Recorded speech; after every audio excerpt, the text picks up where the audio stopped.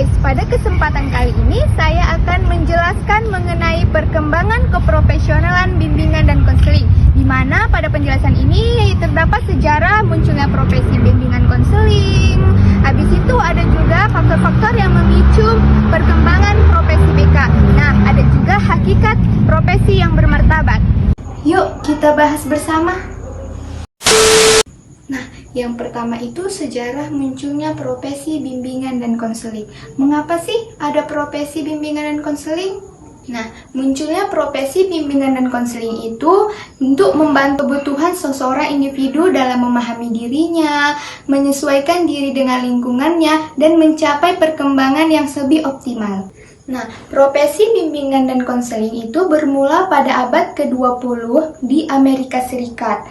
Nah, Frank Parsons yang dikenal sebagai bapak bimbingan karir dalam melapori kegiatan bimbingan untuk membantu memilih pekerjaan yang sesuai dengan kemampuan dan minat bakat seseorang individu. Nah, di Indonesia, layanan bimbingan dan konseling dikenal dengan istilah BK, berawal dari kegiatan dengan membimbing karir di sekolah menengah. Seiring berjalannya waktu, BK berkembang di bagian penting dari sistem pendidikan nasional yang bertujuan untuk membantu peserta didik dalam aspek pribadi, sosial, belajar, dan juga karir. Ada beberapa faktor penyebab atau pemicu munculnya profesi bimbingan dan konseling. Nah, yang pertama itu ada meningkatnya kompleksitas kehidupan, penyesuaian diri yang baik. Nah, yang kedua itu ada munculnya kesadaran bahwa setiap individu dan membutuhkan bantuan untuk mengenal dirinya sendiri. Nah, poin yang ketiga itu ada berkembangnya ilmu psikologi dan pendidikan yang memberikan dasar ilmiah bagi pendidik atau praktik bimbingan dan konseling. Nah, yang keempat itu ada meningkatnya kebutuhan tenaga profesional yang dapat membantu individu menghadapi berbagai masalah pribadi maupun sosial. Yang ketiga yaitu perkembangan profesi bimbingan dan konseling di Indonesia. Nah, awalnya BK hanya difokuskan pada bimbingan karir saja, namun kini mencakup dalam berbagai bidang utama, yaitu ada bidang pribadi, bidang sosial, bidang karir, dan juga bidang belajar.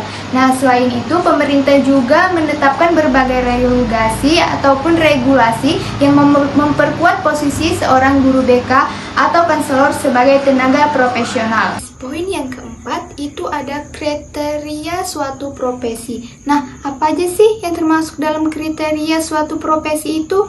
Yang pertama itu ada memiliki keahlian khusus yang diperoleh melalui pendidikan dan penelitian yang mendalam.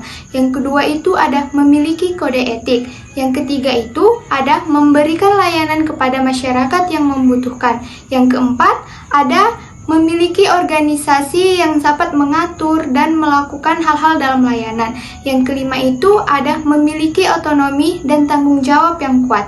Nah, yang keenamnya itu ada mengandalkan ilmu pengetahuan dan pendidikan.